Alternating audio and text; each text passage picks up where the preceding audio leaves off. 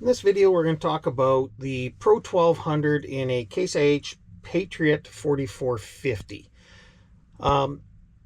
Starting with the basics of the monitor, starting in the top left corner, the first thing we're going to see is the stop, caution, and information box. If one of those guys light up, that means you have an error or alarm or some sort.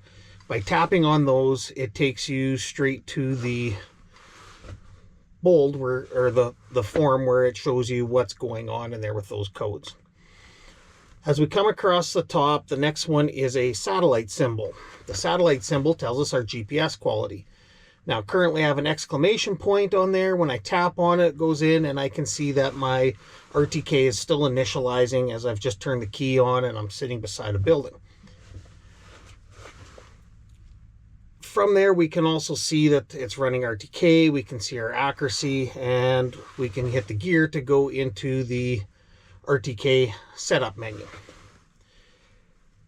The next symbols over here are our cellular and Wi-Fi strengths for our telematics. As we come across the top, we then have a question mark. When we push on the question mark, this takes us to the operator's manuals loaded in the display. Now you can see on the left side we have several different operator's manuals loaded. If we select on one of those and hit open manual, this one happens to be a quick reference card. It's only 7 pages long. We can scroll through, we can zoom in on things, as well as we can use the search function. So if I search for vehicle, it's going to go through and say it found that 25 times, and at the top, by hitting the arrow, I can toggle between each instance that the book says vehicle. So in the larger books, this might be helpful to find what you're looking for. As we look at the top, we have our clock in the middle, and you will see that there is a little camera symbol. By pushing and holding on the clock, we will take a screenshot. Okay, so the screenshot is saved within the monitor. Now, if we go back to this 9-box button and we click on that, the first thing you see in applications is gallery. By going into a gallery, we can see the screenshot that I just took. Now, if we had some weird things going on, we could snap some pictures quick if we didn't have our phone out. By sticking a thumb drive in the right side of the monitor, checking one of these and hit export will save it to the thumb drive that you can then email or bring into the dealer or whatever you want to do with it.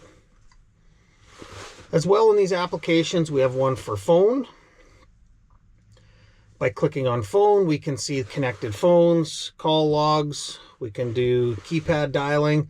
So we don't even have to take our phone out of our pocket to call someone. Our contacts would load up in there if we had a phone connected to it. So that can be kind of handy.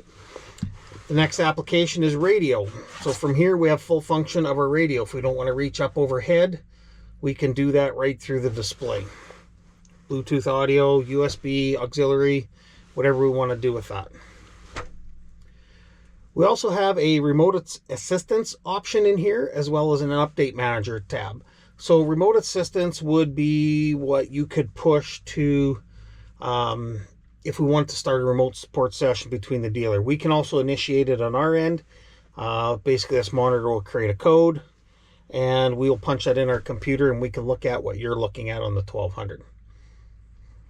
Update Manager will signal a update of the Pro 1200 software. Because of the large files, we usually prefer to do that in person.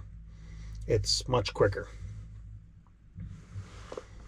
As we come across the top, if we go to the little man symbol to the right of the clock, this is where we can change our user. We can switch user, and we can have different users set up for different people. As a rule, we usually load the Young's user and ask that you use that. That's our base layouts that we have set up. And if you want, you can customize them or whatever you need to do. There is an option in here to go to system settings. System settings allows us to set the clock and the time zone, calendar date, our camera setup. If we go to display, that's where we can do our volume and our brightness. We also have units that we can select in here, languages, and there's some abilities to do some logging and stuff like that, more for advanced troubleshooting.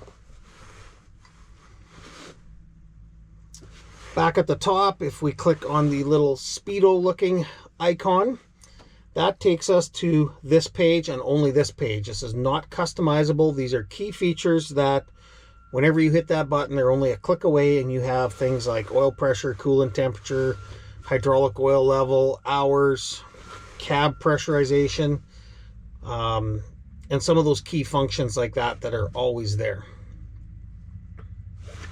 The next button across the top takes us into our vehicle settings, which I'll talk about in another video. The next icon over is our farm icon, or operations. So it's a picture of a silo. This is where we would set up grower farm field on most of these displays, but because in the 4450 sprayers, we're running them with a Viper 4, we're using the task controller in the Viper 4. So entering a grower farm field in here is useless and has no purpose. So you can just leave that blank, as we're not using the Monitor 4 application.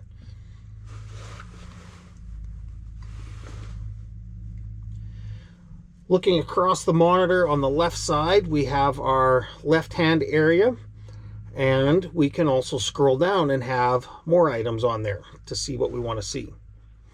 At the bottom, we have our different run screens, run 2, 3, 4, 5, all the way up to 7, and we have some various items programmed in there to use on the sprayer.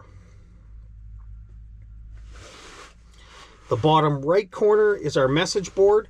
That'll tell us if we have any alerts. So we have one there right now. It's telling us to drive to determine a heading. So any alarms or errors or things that happen will come up in there as our, and you can tap on it to see what they are.